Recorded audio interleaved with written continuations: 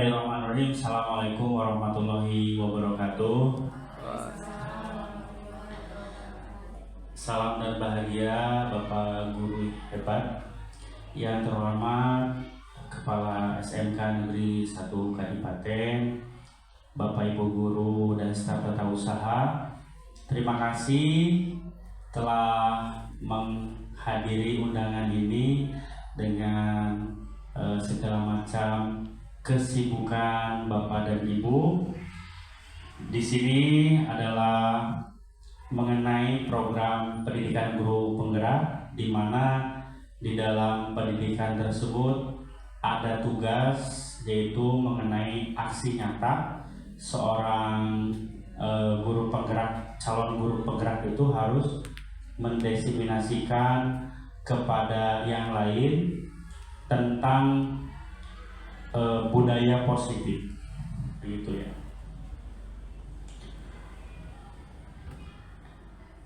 Nah, ini dapat modul ini atau presentasi ini dari BPGP Sumatera.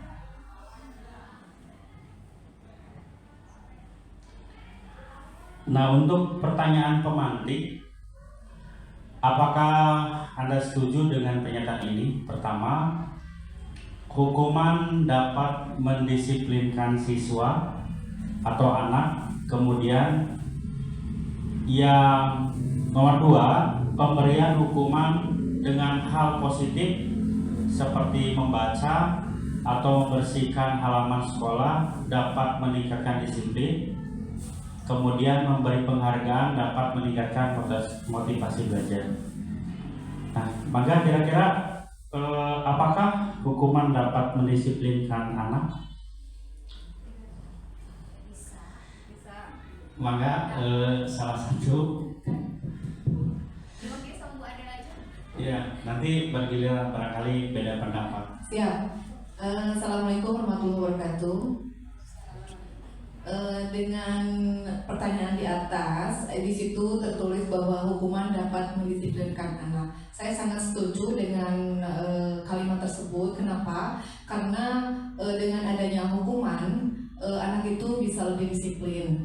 Dan yang saya selalu terapkan kepada anak-anak saya sendiri, anak ketika berbuat baik dikasih reward, dan ketika anak berbuat salah dikasih hukuman. Itu adalah hal yang sangat equal atau balance atau berimbang, sehingga anak mampu berpikir dan mampu bertindak secara baik dan terukur seperti itu. Terima kasih. Assalamualaikum warahmatullahi wabarakatuh. Waalaikumsalam warahmatullahi wabarakatuh. Terima kasih kepada Ibu Ade atas jawabannya. Barangkali ada tanggapan lain, kira-kira dengan membersihkan halaman sekolah, yaitu apakah dapat meningkatkan kedisiplinan?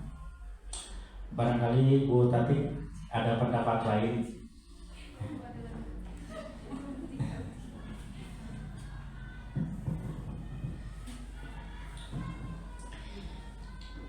Baik, itu pemberian hukuman dengan hal positif seperti membaca atau membersihkan halaman sekolah atau mungkin tugas lainnya yang bisa meningkatkan disiplin anak.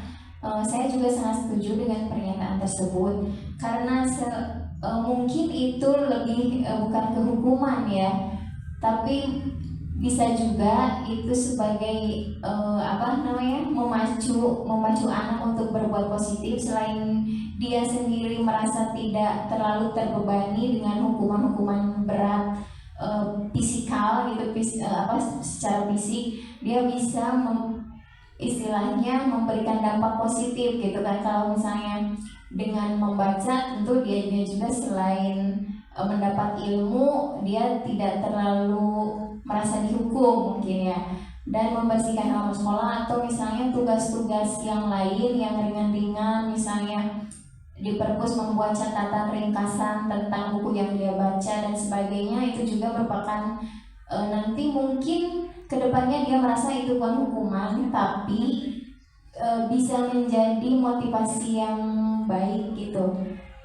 Selain itu juga memberi penghargaan, misalnya setelah orang-orang yang dihukum tersebut tapi melakukan hal-hal yang positif, bisa nanti malah berbalik mendapatkan penghargaan.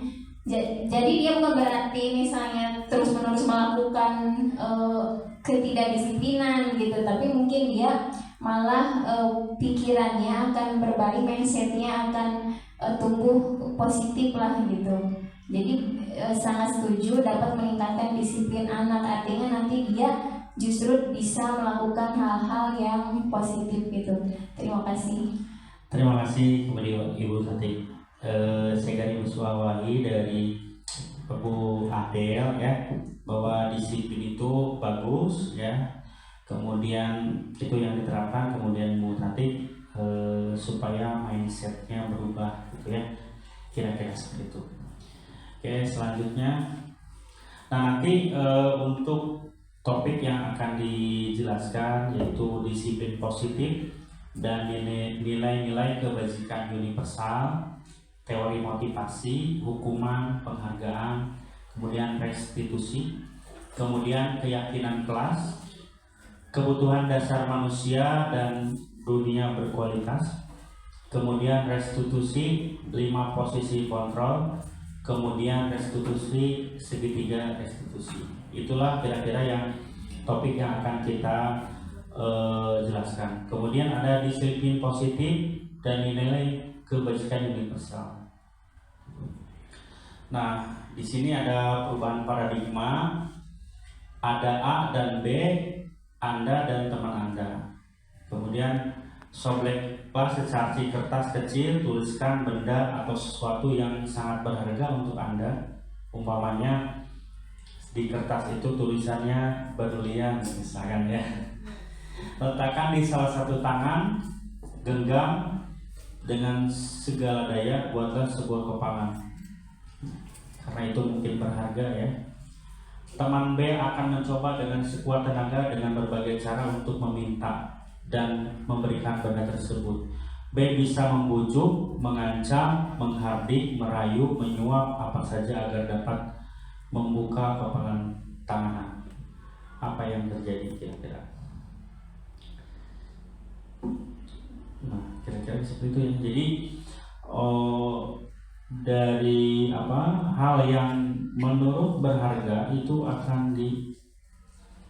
akan digenggam terus ya oleh orang tersebut, meskipun ada seorang yang B itu membujuk, mengancam dan sebagainya dengan berbagai cara. Nah, kemudian perubahan paradigma kontrol, teori kontrol, ilusi guru mengontrol murid. Jadi guru itu sebagai mengontrol murid. Kemudian ilusi bahwa kritik dan membuat orang merasa bersalah dapat menguatkan karakter. Jadi kan sebagai guru tuh seakan-akan bisa mengontrol muridnya, itu seakan-akan. Kemudian bahwa kritik dan membuat orang merasa bersalah itu dapat menguatkan karakter. Itu yang mungkin ada di benak kita. Kemudian yang berikutnya, ilusi bahwa semua pengetahuan positif, efektif, dan bermanfaat. Kemudian ilusi bahwa orang dewasa melihat untuk memaksa. Jadi seorang guru itu kan orang dewasa misalnya. Seakan-akan kita itu melihat untuk memaksa gitu ya, seperti itu. Seiring dengan perubahan waktu ya, santai saja ya, soalnya kameranya ke sini. Oke. Kemudian siapa sesungguhnya yang memiliki kontrol? Stimulus respon. Kita mencoba mengubah orang agar berpandangan sama dengan kita. Teorinya itu kita berusaha memahami pandangan lain tentang dunia. Jadi kan kita itu harus mengubah ya. Kita mencoba mengubah agar pandangan itu sama dengan kita. Kalau menurut kita A, ingin bahwa teman yang lain itu ngikut A. Ya. Padahal sebenarnya kita berusaha memahami pandangan orang lain tentang dunia. Jadi sebenarnya setiap orang itu mempunyai pandangan sendiri dan tidak bisa memaksakan bahwa pandangan kita itu harus baik juga dilakukan, harus orang lain juga lakukan sesuai dengan keinginan kita. Kemudian perilaku buruk dilihat sebagai suatu kesalahan, dan kadang kita melihat perilaku buruk itu suatu kesalahan, padahal kita tidak pernah tahu juga semua perilaku memiliki tujuan. Itu tujuannya apa, gitu kan? Kita juga tidak pernah tahu. Kemudian orang lain bisa mengontrol saya. Yang benar adalah hanya Anda yang bisa mengontrol diri Anda sendiri. Jadi kadang kita bisa dikontrol oleh orang lain, ya. Teorinya adalah hanya Anda yang bisa mengontrol diri Anda sendiri, mengontrol itu ya. Jadi tidak bisa ke orang lain. Kemudian pemaksaan Anda pada saat bujukan gagal, yang sebenarnya adalah kolaborasi dan konsensus menciptakan pilihan-pilihan baru. Kemudian dalam berpikir juga kita model berpikirnya menang. Seakan-akan kita itu yang benar, jadi kita harus menang. Padahal teorinya adalah model berpikirnya menang-menang. Kita menang, dia menang, gitu. Supaya tidak ada yang terluka, kira-kira begitu. Nah, di sini ada disiplin positif, ada teori pilihan. Anda tidak bisa mengontrol orang lain, hanya Anda yang bisa mengontrol diri Anda sendiri. Makna disiplin, belajar kontrol diri dengan mengali potensi kita agar tercapai tujuan mulia, yaitu sesuatu menjadi seseorang yang kita inginkan berdasarkan nilai yang kita hargai. Itu makna disiplin. Kemudian ada lagi, semua perilaku memiliki tujuan. Satu, teori motivasinya untuk menghindari hukuman. Itu yang ekstrinsik dari luar, untuk mendapatkan imbalan. Itu teori motivasi, ya. Kemudian di dalamnya adalah intrinsik, untuk menghargai diri sendiri, nilai-nilai kebajikan universal, kemudian keyakinan kelas. Kemudian berikutnya ada, menurut Dr. William ini ada model berpikir menang-menang, kolaborasi dan konsensus menciptakan pilihan-pilihan baru.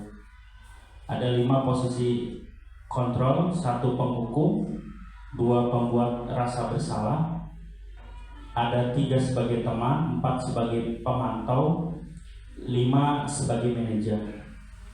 Kemudian segitiga restitusi, menstabilkan identitas, validasi kebutuhan, dan menanyakan keyakinan. Berikutnya ada realitis kebutuhan kita berbeda. Kita berusaha memahami pandangan orang lain tentang dunia. Setiap orang memiliki gambaran berbeda. Ada 5 kebutuhan dasar: bertahan hidup, penguasaan, jadi ingin berkuasa, kasih sayang dan rasa diterima. Setiap orang itu kebutuhan dasarnya kasih sayang dan rasa ingin diterima. Kemudian kesenangan, kebebasan. Nah, itu kebutuhan dasar. Yang namanya kebutuhan dasar itu hal yang harus ada di dalam bertahan hidup, misalnya makan, minum, dan sebagainya. Kasih sayang dan rasa diterima, kira-kira begitu, ya.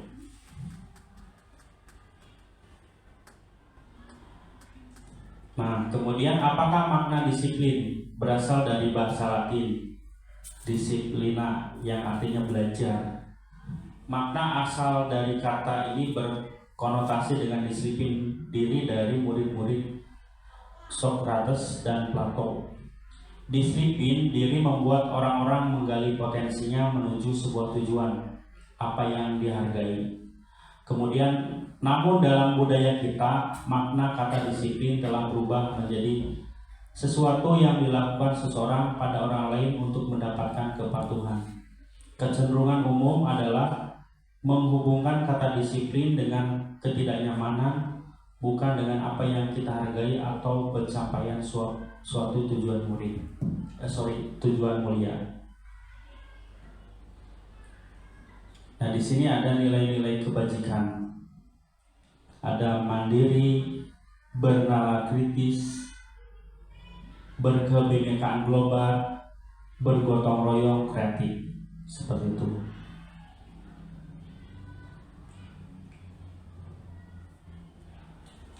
Nah, kemudian ada teori motivasi perilaku manusia untuk menghindari ketidaknyamanan hukuman.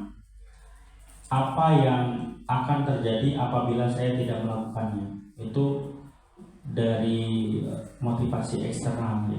Jadi untuk menghindari hukuman itu apa yang akan terjadi apabila saya tidak melakukannya. Kemudian juga ada motivasi eksternal juga ya, dari luar, untuk mendapatkan imbalan dari orang atau institusi. Apa yang akan saya dapatkan apabila saya melakukannya? Itu motivasi perilaku manusia seperti itu. Kemudian ada motivasi internal yang ada di dalam tujuan disiplin positif, untuk menghargai diri. Saya akan menjadi orang yang seperti apa bila saya melakukannya. Jadi teori motivasi manusia itu dari ada motivasi eksternal, juga ada motivasi internal gitu. Menurut Ki Hajar Dewantara, merdeka itu artinya tidak hanya terlepas dari perintah, akan tetapi juga cakap buat memerintah diri sendiri. Ki Hajar Dewantara, Pemikiran Konsepsi Keteladanan Sikap Merdeka, cetakan kelima 2013 halaman 469. Nah, sekarang belajar restitusi. 27 slide lagi.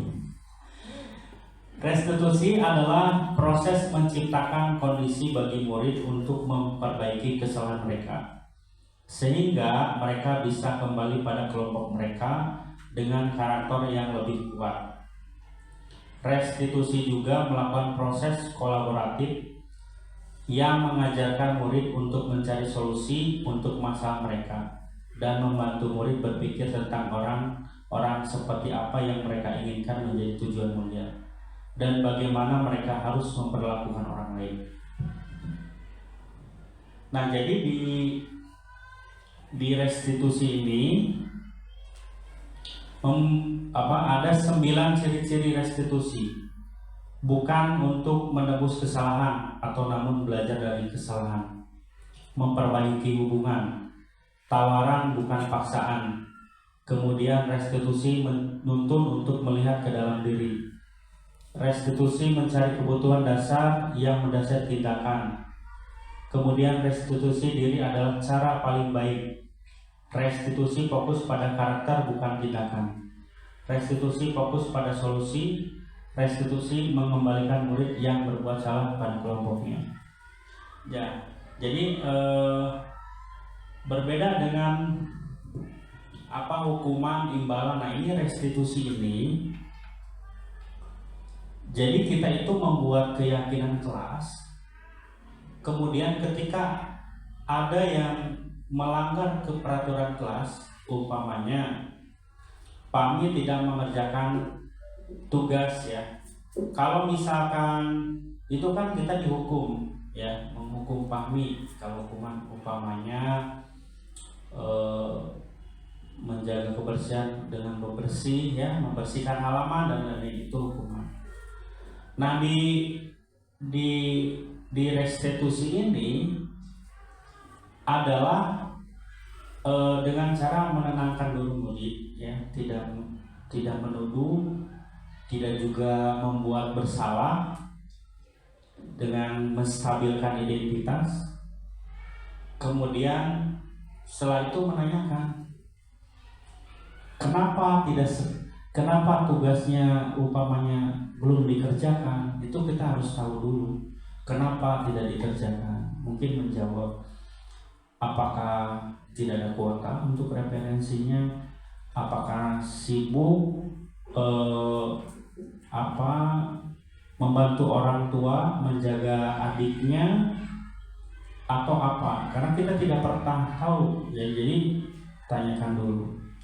Kemudian berikutnya tanyakan keyakinan kelas.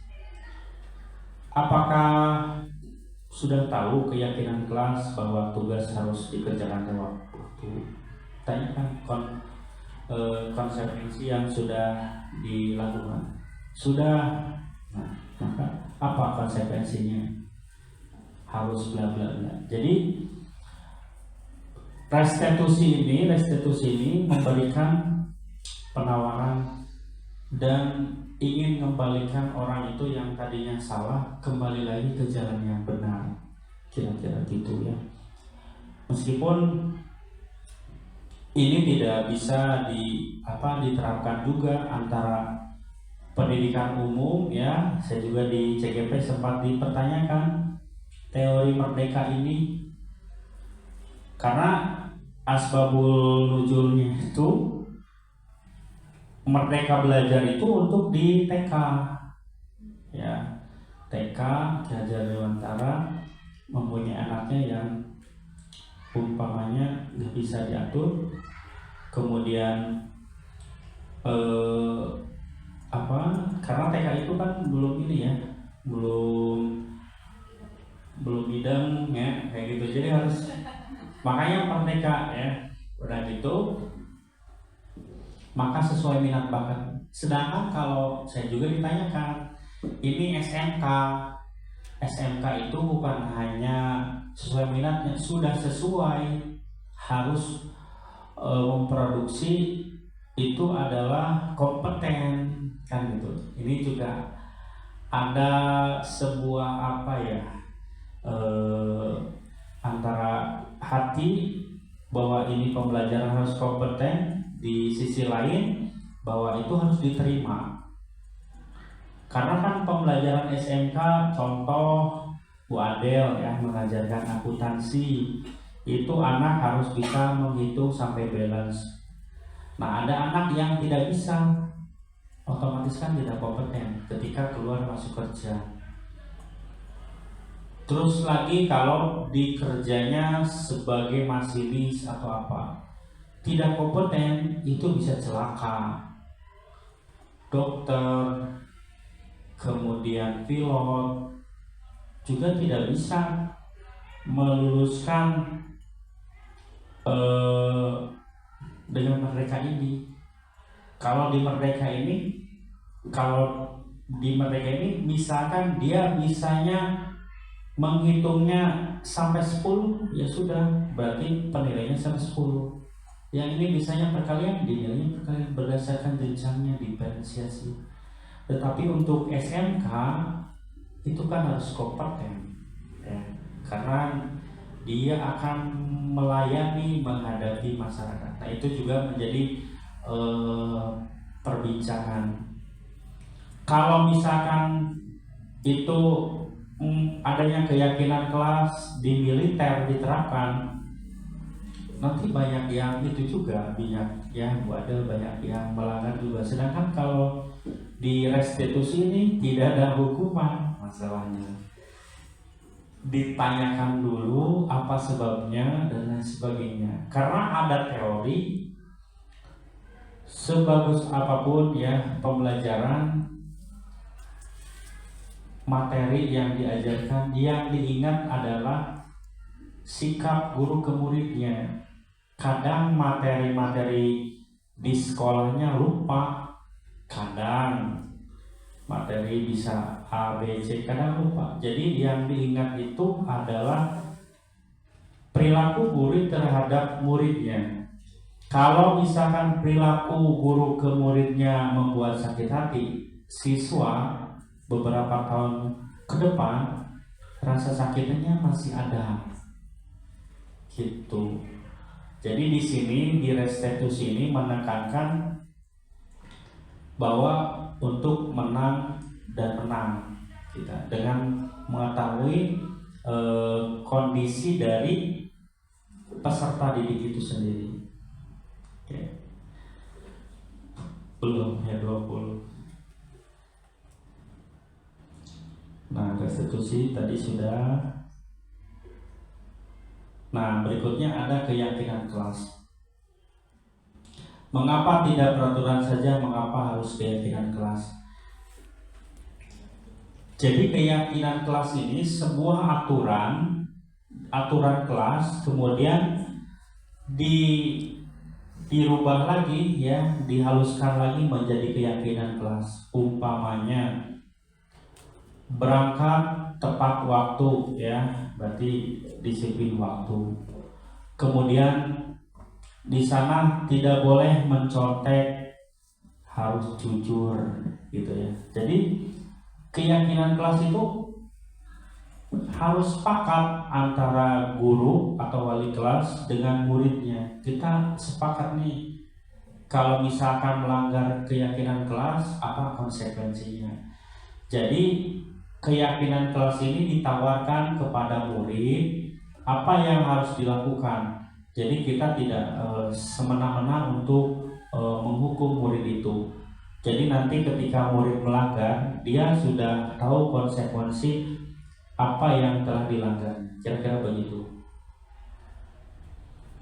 Nah, di sini ada budaya positif, lingkungan positif, keyakinan kelas, dan peraturan kelas. Jadi awalnya peraturan kelas dulu, jadi keyakinan kelas. Kalau sudah keyakinan kelasnya menjadi lingkungan positif, nah menjadilah budaya positif. Budaya positif ini udah menyeluruh ya, begitu kira-kira. Nah ini contoh kesepakatan kelas: datang tepat waktu, mengucapkan salam,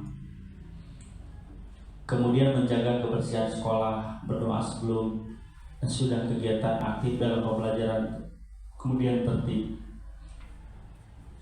Kesepakatan kelas juga kami guru dan murid saling menyayangi. Kami murid yang semangat belajar, kami murid yang peduli dengan teman-teman. Kira-kira begitu.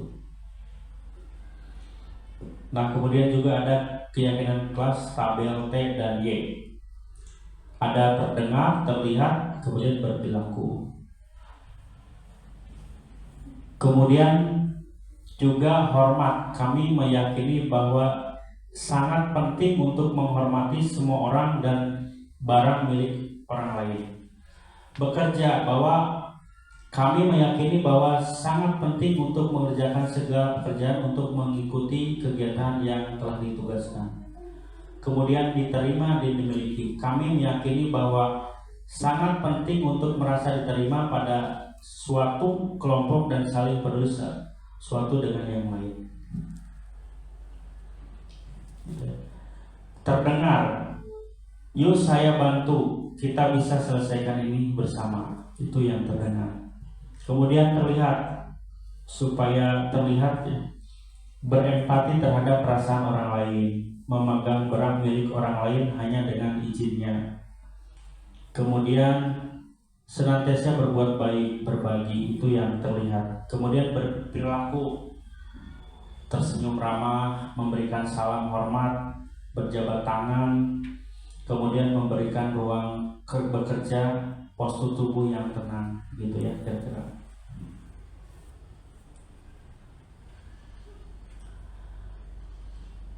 Kemudian peraturan kelas, selalu kembalikan buku ke tempatnya. Keyakinan kelasnya dirubah menjadi tanggung jawab. Dilarang mengganggu orang lain, menghormati orang lain. Jadi keyakinan kelas itu tidak boleh mencantumkan kata negatif. Kalau di peraturan kan dilarang mengganggu orang lainnya. Kata dilarang itu kan konotasinya negatif. Kalau untuk keyakinan kelas maka dirubah harus positif. Jadi menghormati orang lain. Hadir di sekolah 15 menit sebelum pembelajaran.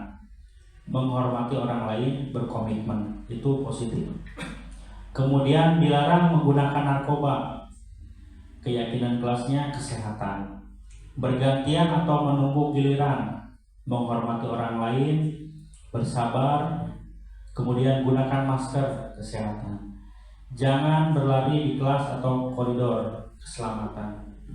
Jadi kayak kata-kata keyakinan kelas ini harus kata-kata positif.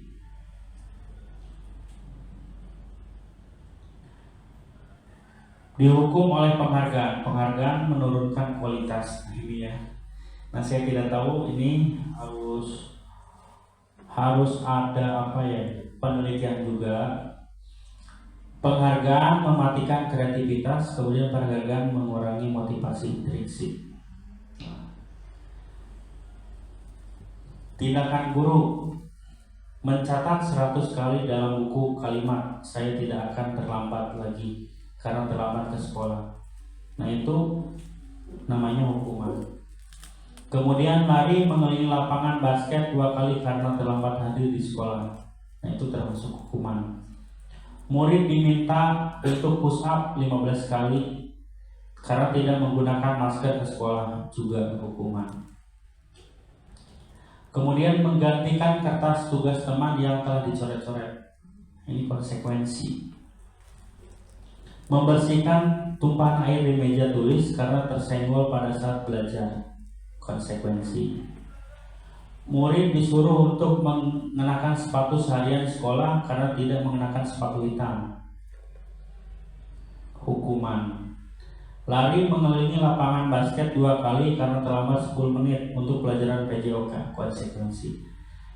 Jadi di sini juga ada yang tadinya hukuman menjadi konsekuensi karena tergantung dari mata pelajaran apa yang diikutinya. Dan di sini juga tadi ada yang mengelilingi lapangan basket 2 kali sama, tapi mungkin pelajaran lain itu tidak termasuk konsekuensi, masuknya hukuman gitu ya. Tergantung, kalau itu misalkan hal yang pendidikan ketarunaan itu bisa saja namanya konsekuensi meskipun itu dirasa seperti push up dan sebagainya. Kemudian hukuman itu sesuatu yang menyakitkan harus terjadi. Kalau konsekuensi sesuatu harus terjadi. Kemudian hukuman itu membuat anak sakit fisik maupun hati untuk jangka waktu lama. Konsekuensi membuat anak merasa tidak nyaman dalam jangka waktu pendek. Jadi tidak nyamannya itu kalau konsekuensi dalam jangka pendek. Hukuman anak membenci kedisiplinan, kalau konsekuensi anak menghargai disiplin. Kalau hukuman paksaan, kalau konsekuensi stimulus tanggapan. Kemudian mendorong anak menyakiti diri sendiri, konsekuensi mendorong anak agar mudah menyesuaikan diri. Hukuman konsep diri yang buruk, kemudian konsekuensi konsep diri yang baik. Kemudian anak belajar untuk menyembunyikan kesalahan. Kalau konsekuensi anak belajar untuk mematuhi peraturan. Kemudian hukuman marah, rasa bersalah, dipermalukan, rasa tak dihargai. Konsekuensi kehilangan hak, dibuat tidak nyaman, diasingkan untuk sementara. Kira-kira begitu. Nah, di sini ada konsekuensi restitusi, ada hukuman. Jadi di dalam tingkatannya itu ada hukuman, konsekuensi, kemudian yang tertinggi itu ada restitusi. Contoh, sesuatu yang menyakitkan harus terjadi, konsekuensinya sesuatu harus terjadi, restitusinya merupakan pilihan. Begitu. Kemudian korban mendapatkan keadilan, konsekuensi korban bisa diabaikan, korban mendapatkan ganti, dan seterusnya. Kalau hukuman itu bersifat negatif, kalau di sini ya. Kemudian konsekuensi itu netral, kemudian restitusi itu positif. Jadi peraturan adalah AAA, misalnya kamu harus AAA. Kalau konsekuensi apa peraturannya, kemudian mampukah kamu melakukannya? Ini peraturannya, mampu menggantikan dari apa yang telah dikerjakan kesalahan itu. Kalau restitusi, apa yang yakini, bisakah memperbaiki kesalahannya? Jadi restitusi mah kalau di ini mah dipersilakan untuk taubat ya gitu kan restitusi. Jadi kalau salah kira-kira kembali lagi ke jalan yang benar, tidak melakukan itu namanya restitusi. Nah, ini ada kebutuhan dasar manusia: kasih sayang, penguasaan, kesenangan dan kebebasan itu bertahan hidup. Nah ini guru dan murid itu atau semuanya ini hal yang mereka jaga ya, mereka butuhkan, dan ini yang harus dimilikinya, kira-kira begitu. Kasih sayang, kesenangan, kebebasan. Umpamanya kalau murid gak ada guru merasa bebas, ya itu dasar manusianya memang begitu, ingin kebebasan kita ya. Kalau umpamanya saya pengen pulang cepat, itu juga suatu kesenangan, kebutuhan dasar, dan tidak salah. Memang itu kebutuhan dasar manusia. Kira-kira begitu. Nah, berikutnya ada 5 posisi kontrol. Sedikit lagi. Nah, 5 posisi ini kalau guru berbuat, kalau penghukum itu menghardik, menunjuk-nunjuk, menyakiti, menyindir. Itu penghukum. Kalau membuat orang merasa bersalah, seharusnya ibu kecewa, gitu kan, kira-kira gitu kata-katanya tuh. Kalau membuat orang merasa bersalah, kalau posisinya adalah sebagai teman misalnya, membuat alasan-alasan muridnya, kira-kira yang tadi dilakukan itu kenapa bisa begitu, jadi seolah-olah berdekat, tidak ada jarak gitu ya. Kalau pemantau menghitung dan mengukur. Kalau mengajar mengajukan pertanyaan-pertanyaan gitu ya. Kemudian ada lagi, kalau kamu tidak melakukannya, awas ya rasakan. Nah ini cirinya penghukum. Nanti kalau Butika ke anaknya begitu, berarti penghukum misal ya. Kemudian pembuat orang merasa bersalah. Kamu sudah tahu ibu lelah sekali, mengatakannya ibu stres. Nah, jadi ini udah curhat ya, membuat anak tuh merasa bersalah. Kemudian kalau sebagai teman, ayolah lakukan demi ibu kita. Itu sebagai teman. Atau masa kamu tidak mau, ingat tidak ibu pernah bantu gitu ya. Kalau pemantau, apa peraturannya gitu, nanya ya. Kalau manajer, sebagai manajer, apa yang kita yakini, apa yang bisa kau kerjakan untuk memperbaiki masalah ini gitu ya. Apa yang diyakininya ini, terus kumaha untuk memperbaiki kesalahan tadi, nanti anak sendiri yang menjawab, kita tidak menyuruhnya gitu ya, kira-kira gitu. Mungkin ini di posisi manajer ini, posisi kontrol diri ini harus ekstra sabar ya, dalam keadaan yang tidak emosional gitu ya, kira-kira begitu ya.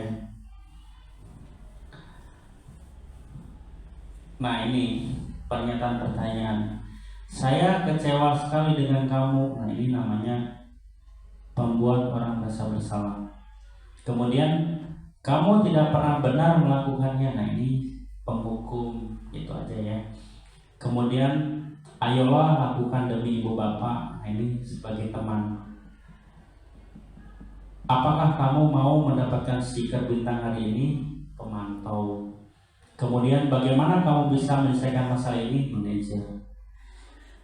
Dari diksi kata dan tujuannya sama, yaitu bisa membedakan apakah penghukum, pemantau, manajer, atau teman dengan diksi kata yang berbeda, meskipun tujuannya sama begitu ya. Begitu. Jadi sebuah kata mempunyai banyak makna, bisa membuat orang bahagia, juga bisa membuat orang sakit. Itulah kata-kata. Sehingga kita harus harus hati-hati, kira-kira begitu. Kemudian bergerak antara peraturan pemantau, konsekuensi hadiah, nilai manajer memperbaiki. Oke, lanjut. Terakhir segitiga restitusi. Nah ini ada menstabilkan identitas, kemudian validasi kebutuhan, ada menanyakan keyakinan. Ciri-cirinya ini segitiga restitusi. Kamu bukan satu-satunya yang pernah melakukan ini. Umpamanya ada yang terlambat gitu ya. Ngomongnya itu kalau restitusi digunakan, kamu bukan satu-satunya yang pernah melakukan ini. Sehingga si siswa itu, oh ternyata banyak kan oke gitu. Jadi tidak dia satu-satunya yang salah. Kemudian validasi kebutuhan. Kamu tentu punya alasan mengapa melakukan ini. Tanyakan alasannya, kenapa bisa terlambat, gitu kan ya. Pertama distabilkan dulu dengan yang kesiangan itu bukan hanya kamu, kira-kira begitu. Distabilkan, karena kalau pelatoi pasti merasa bersalah, pasti penghukum. Nah, validasi kebutuhan, kamu tentu punya alasan mengapa melakukan itu, kenapa terlambat, gitu kan. Gitu. Kenapa pulang malam ayah? Itu mah restitusi kepada ini. Restitusi bukan kepada murid ya. Kemudian baru menyampaikan keyakinan ya. Nilai-nilai apa yang telah kita sepakati. Kita tuh dulu pernah sepakat gitu kan. Nah, gitu. Bisakah kembali ke setelan pabriknya menjadi orang baik, misal gitu ya. Jadi ditanyakan lagi keyakinan, kira-kira gitu. Jadi segitiga restitusi ini tujuannya mengembalikan, tadinya kan orang baik, semua orang itu baik, dikembalikan, ingin kembali ke baik tanpa hatinya tercederai, gitulah kira-kira. Tapi memang ya ini butuh kesabaran, butuh pendekatan, kira-kira begitu.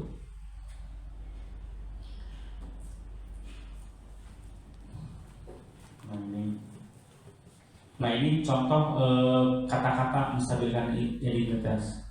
Tidak ada manusia yang sempurna, bapak ibu juga buat salah ya. Kemudian kita pasti bisa menyelesaikan permasalahan ini. Jadi itu diksi kata untuk menstabilkan identitas. Jadi ada 3 langkah restitusi itu: menstabilkan identitas, validasi kebutuhan, apa yang penting. Misalkan kamu bisa saja melakukan hal yang lebih buruk tapi kamu tidak melakukan. Kamu pasti punya alasan mengapa melakukannya, kira-kira begitu. Apakah kamu bisa melakukan dengan lebih baik besok lagi? Apakah besok paginya bisa lebih pagi, misalkan ya, datang ke sekolah misalkan. Kira-kira begitu. Kamu boleh tetap berusaha menjaga sikap itu, tapi tambahkan sikap yang lain yang baru. Itu validasi kebutuhan. Kemudian ada menanyakan keyakinan. Apa nilai yang kita percaya di kelas sekolah ini? Jadi kan kita sudah sepakat nih, tepat waktu, misalkan menjaga kebersihan dan lain-lainnya. Maka ditanyakan kembali kepada siswa tersebut, apa nilai yang pernah kita sepakati di kelas ini?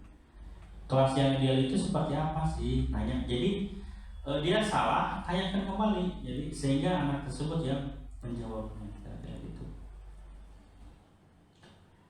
Nah, kira-kira seperti itu, ibu bapak, dan pada akhirnya di restitusi ini seperti tadi kata-katanya, sebaik apapun kelakuan seseorang yang akan diingat itu adalah perlakuan gurunya kepada murid tersebut. Kira-kira begitu. Jadi intinya dari kelas 10 sampai kelas 12 kita mengajar materi A, B, C. Itu yang teringat itu bukan materinya, tetapi adalah perlakuan ibu bapak guru terhadap muridnya. Kira-kira begitu. Apakah perlakuannya membuat hati sakit, membuat termotivasi, atau membuat orang itu lebih meningkat belajarnya? Kira-kira begitu Ibu Bapak yang dapat saya sampaikan. Barangkali ada penguatan, mangga Pak Tabiin dari ini, dari restitusi ini. Jadi tadi itu bahwa mangga tanggapi bahwa apa yang diajarkan itu yang akan diingat adalah sikap ibu bapaknya di sekolah. Kira-kira mangga Pak closing statement. Mangga. Mohon maaf Bapak baru hadir hari ini sekarang benar ada ngajak dulu. Terima kasih Bapak waktunya. Bapak selamat, berarti sudah selesai ya tugas Bapak sebagai Ya. dan betul sekali bahwa biasanya banyak sekali di antara anak-anak yang justru yang teringat di pikirannya adalah apa yang pernah dirasakan dari gurunya daripada pelajarannya gitu. Jadi kadang-kadang pelajaran udah lupa tapi masih teringat sekali bagaimana perlakuan seorang gurunya kepada mereka pada waktu sekolah gitu. Bahkan mungkin sampai tua juga ingat gitu ya kondisi negatif seperti itu. Makanya dari sekarang mungkin kita akan mencoba bagaimana caranya supaya yang diingat oleh anak-anak kita itu bukan hal negatif tapi hal-hal yang positif. Seperti itu mungkin Bapak, terima kasih. Ya, terima kasih Pak Bel. Oke, barangkali ada tambahan dari Bu Tati yang buat Tika barangkali. Ya. Bu Ina barangkali ya. Oke, kira-kira begitu ya Ibu Bapak yang dapat disampaikan bahwa ada tingkatan, ada hukuman, konsekuensi, kemudian restitusi gitu ya. Itu tingkatan-tingkatan kita melakukan perlakuan kepada peserta didik muridnya. Apapun metodenya, yang pastinya adalah tujuannya untuk meningkatkan disiplin atau mengembalikan lagi sikap murid itu ke kodratnya, kodrat alam dan kodrat zaman. Dia inginnya seperti apa? Kita sebagai manusia hanya bisa menuntun gitu ya. Kalau Ki Hajar Dewantara itu kira-kira seperti itu. Baik, terima kasih atas waktu dan kesediaannya Ibu Bapak yang telah dicurahkan untuk hari ini. Dicukupkan sekian. Bila taufiq wal hidayah. Wassalamualaikum warahmatullahi wabarakatuh.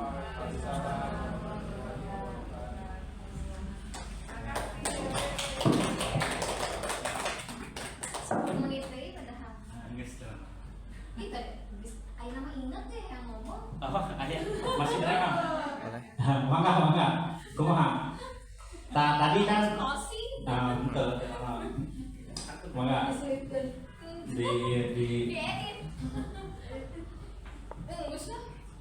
tadi dari apakah tadi kan ada penghargaan dan bisa menghukum itu seperti itu. Nah, setelah tadi ada restitusi, bagaimana menurut Ibu Tati? Ya, kira-kira begitu ya. Terima kasih, mangga bisa. Terima kasih ilmunya. Yang saya tahu itu tadinya hanya hukuman saja. Ternyata begitu sekarang disampaikan, ada beberapa pengetahuan tambahan yang saya terima dan sudah transferkan begitu lugas dan luar biasa. Artinya bahwa tingkatan itu ada hukuman, ada konsekuensi dan restitusi. Ya, itu dia yang dari awal kita sudah tahu di tingkatan yang lebih tinggi dari konsekuensi sebetulnya ada yang hari ini sudah diberitahu dan mudah-mudahan menjadi kebermanfaatan buat tim saya pun dengan guru-guru yang lain bisa menerapkannya pada anak-anak kita. Terima kasih. Amin. Ya, kira-kira seperti itu. Ya, itu silakan Ibu. Emang edit banyak. Dasar lo yang ngomong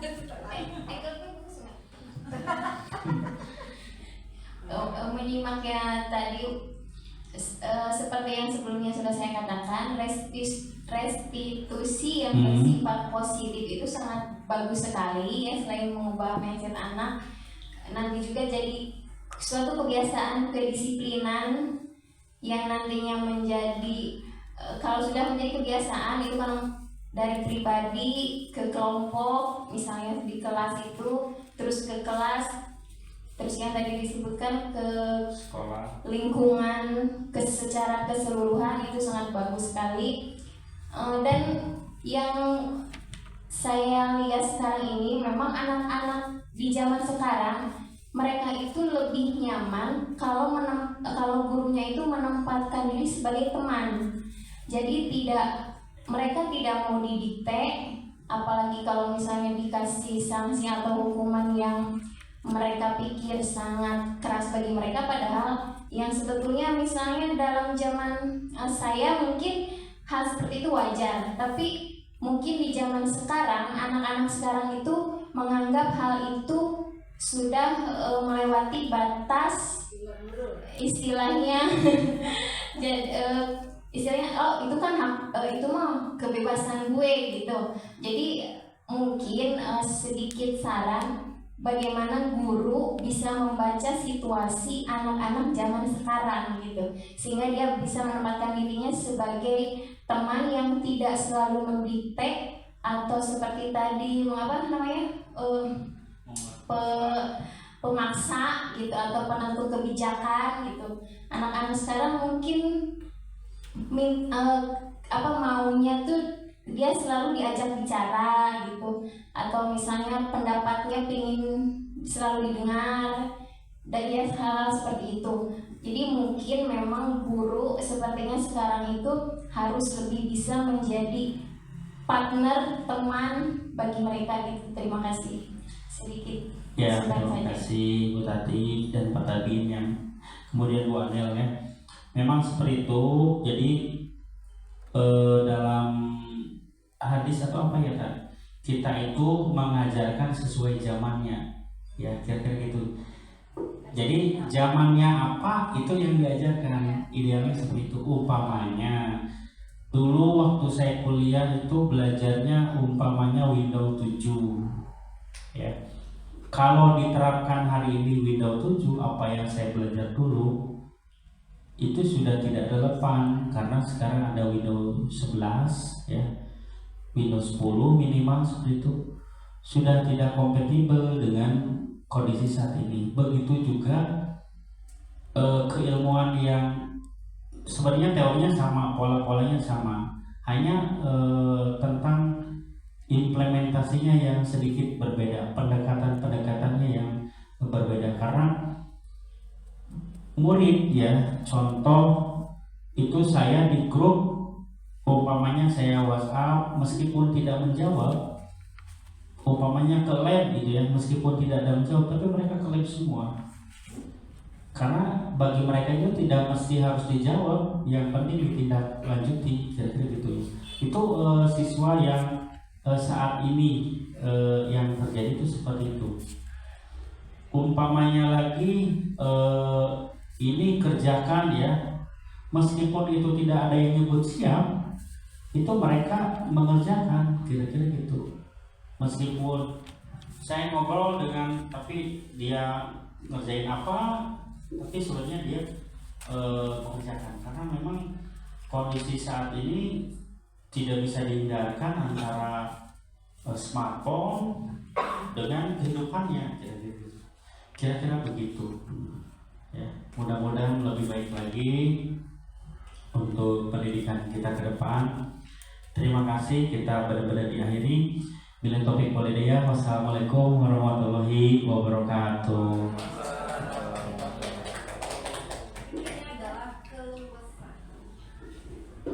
Guru harus bisa membaca situasi dan kondisi. Enggak pakai